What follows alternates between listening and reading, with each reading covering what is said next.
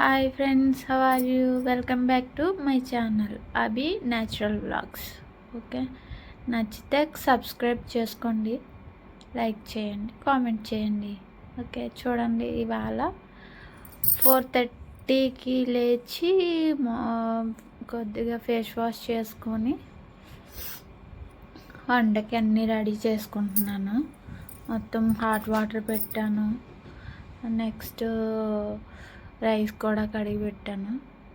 తర్వాత ఈ పెసరపప్పు వంకాయ వండుదామని చెప్పి పప్పు,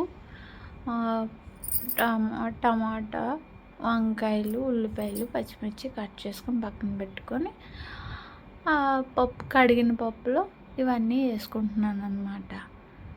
ఓకే, ఇవన్నీ వేసుకుంటూ ఉన్నాను. అయితే మీకు ఒక విషయం చెప్తాను, చిన్న విషయమే. ఎప్పుడు కూడా ఫ్యామిలీ అంటే వైఫ్, హస్బెండ్, పిల్లలు, ఈ ఫ్యామిలీ ఎప్పుడు ఎనీ టైం వీలు దొరికినప్పుడు కలిసే ఉండండి. ఓకే, చిన్న చిన్న మూమెంట్స్ ఏమైనా ఉంటే కూడా మీరు అవన్నీ గుర్తుపెట్టుకుంటూ మంచిగా లీడ్ చేయండి లైఫ్ని. ఎప్పుడు కూడా మన అవకాశాలు, మన టైంని కూడా వేస్ట్ చేసుకోవడం ఎందుకు? మన టైంని ఇన్కమ్ కోసం, అదే సంపాదించడం కోసం చేద్దాము అంటే సంపాదించాలి, కానీ సంపాదనే జీవితం కాదు. ఎందుకంటే చాలా చూస్తున్నాము, చాలా లైఫ్ స్పాయిల్ అవుతుంది అన్నమాట సంపాదన వైపు పరిగెడుతూ.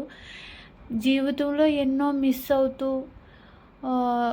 కష్టపడినా సరే, కానీ దేవుడు ఏదో ఒక విధంగా వాళ్ళకి ఎవరో ఒకరిని దూరం చేయడం వల్ల కుటుంబం చాలా చాలా ఎఫెక్ట్ అవుతుంది.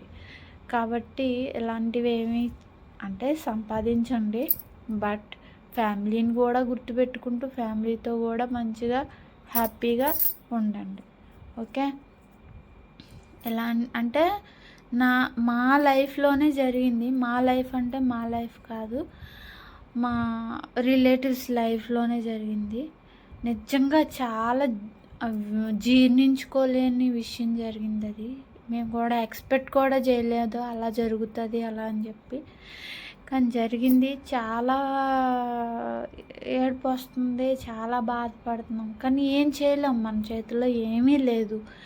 కాబట్టి ఉన్నప్పుడే హ్యాపీగా పిల్లలతో, హ్యాపీగా వైఫ్తో కానీ హస్బెండ్తో కానీ హ్యాపీగా ఉండండి ప్లీజ్. ఎందుకు చెప్తున్నానో అర్థం చేసుకోండి. ఫ్యామిలీని దూరంగా మనకి చాలా చిన్న జీవితం, ఈ జీవితంలో చాలా కోల్పోయాము అంటే మళ్ళీ తిరిగి రావు. కానీ ఏ టైంలో మనం ఎలా ఉండాలి, ఏ టైంలో మనం ఏమేమి లైఫ్లో ఏమేమి చేయాలి అవన్నీ కూడా చేసుకుంటూ అలా ఫ్యామిలీతో గడుపుతూ ఫ్యామిలీతో ఎంజాయ్ చేస్తూ చేసుకోండి అంతే. అంతకు మించి ఏమీ చెప్పలేము. మేము ఉన్నాము అంటే మా ఫ్యామిలీ వరకు మేము ఎప్పుడు కలిసి మాట్లాడుకుంటాము, పోట్లాడుకుంటాము. నేను, మా హస్బెండ్, మా పాప ముగ్గురం కూడా ఒక ఫ్రెండ్స్ లాగా ఎప్పుడు తిట్టుకుంటాము, కొట్టుకుంటాము. ఇలా జరుగుతూనే మా లైఫ్ అలా లీడ్ చేస్తాం. మా ఆయన కష్టపడితేనే జరుగుతుంది, కానీ కష్టపడుతూ ఉంటారు. ఏదైనా ఖాళీ టైం ఉంది అంటే మాతో స్పెండ్ చేస్తారు. అలా చిన్న జీవితం అన్నమాట. ఎంతకాలం బతుకుతామో తెలియదు. ఈరోజు ఉంటాము, రేపు పోతాం అంతే. ఏమి అస్సలు మనం ఎక్స్పెక్ట్ చేయలేము. చూడండి, ఇప్పుడు పూల కోసం బుట్ట పట్టుకొని వెళ్తున్నాను అనమాట. ఎందుకంటే పాపని స్కూల్ బస్ ఎక్కించిన వెంటనే నేను పూలు మంచిగా కోసి పెట్టుకుంటే బాగుంటుంది కదా. ముందు అన్నీ అరేంజ్ చేసుకుంటే ఆల్రెడీ అంటే థర్స్‌డే గుమ్మాలవి కడుక్కొని, దేవుడు సామాన్లు కడుక్కొని, దేవుడి దగ్గర ముగ్గు పెట్టుకొని అన్నీ చేసేసుకున్నాను ఆల్రెడీ. ఇప్పుడు మార్నింగే పూలు తెంపుకొని రెడీగా పెట్టుకుంటున్నాననమాట. పూలు తెంపడానికొచ్చాను. అవి తెంపుతూ ఉన్నాను. చాలా చల్లగా ఉందండి. చాలా మంచి గాలి వేస్తుంది బయట. చాలా ప్రశాంతంగా అనిపించింది. అలా నెమ్మదిగా కోస్తూ ఉన్నాను. అప్పుడు అంటే ఆల్రెడీ స్టవ్ పైన పప్పు అండ్ రైసు పెట్టేసున్నాయి. అవి 2 అవుతున్నాయి. నేను ఇవి కోస్తున్నాననమాట. కోసి నెమ్మదిగా వెళ్దాం కదా! అలా అని చెప్పి బయట ఎక్కువసేపు ఉన్నాను. ఎందుకంటే చల్లగుంది. చాలా బాగుంది క్లైమేట్. మాకు చాలా బాగుంటుంది. ఎందుకంటే పక్కన ఎవరో ఉండరు కదా! పెద్ద పొల్యూషన్ అంటే ఆటోమేటిక్‌గా పొల్యూషన్ ఉంటది రోడ్ సైడ్ కాబట్టి.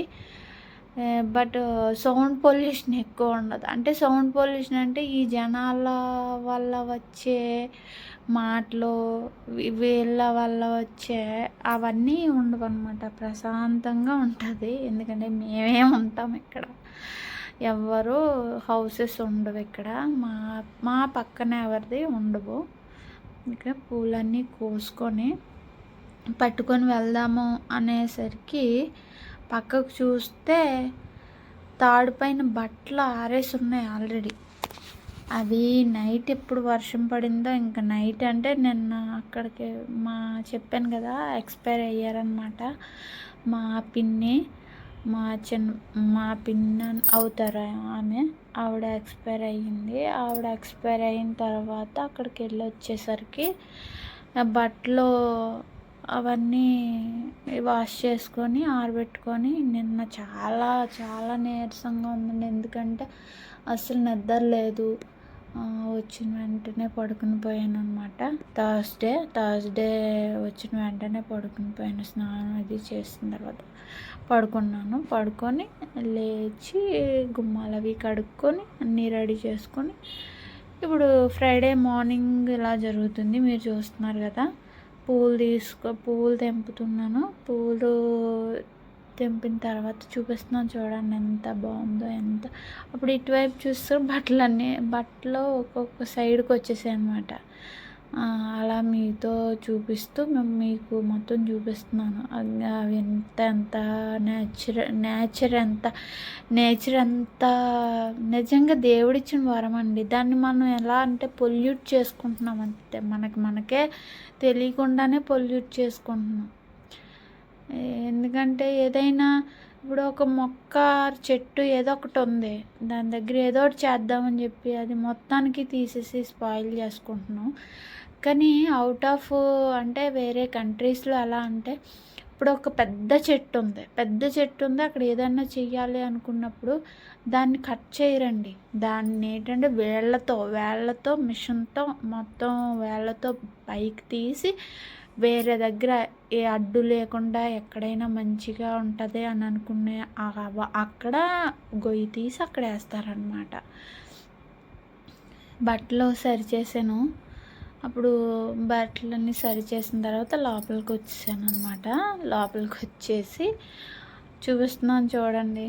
మొత్తం రైస్ ఒక పక్క అవుతుంది అండ్ కర్రీ ఒక పక్క అవుతుంది. హాట్ వాటర్ ఆల్రెడీ అయిపోయింది. ఎందుకంటే మార్నింగ్ లేచిన వెంటనే హాట్ వాటర్ పెట్టాలి. ఎందుకంటే మా పాప రెడీ అయ్యేసరికి కొద్దిగా చల్లారుతాయి. లేదు అంటే కనుక తాగడం కష్టమైపోద్ది. బస్సు వచ్చేది ఈలోపు చాలా ఇబ్బంది అయిపోద్ది. రైస్ అయిపోయింది, కర్రీ కూడా అయిపోయింది.